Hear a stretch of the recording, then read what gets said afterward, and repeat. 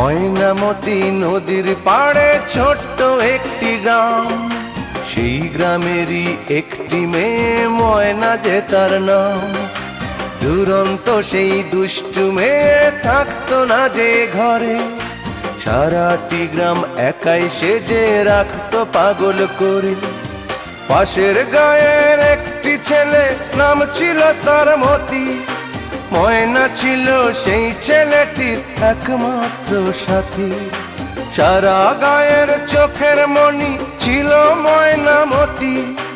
এই গ্রামেতেই ছড়িয়ে আছে ময়নামতির স্মৃতি রে, ময়নামতির স্মৃতি, ময়নামতির স্মৃতি রে, ময়নামতির স্মৃতি।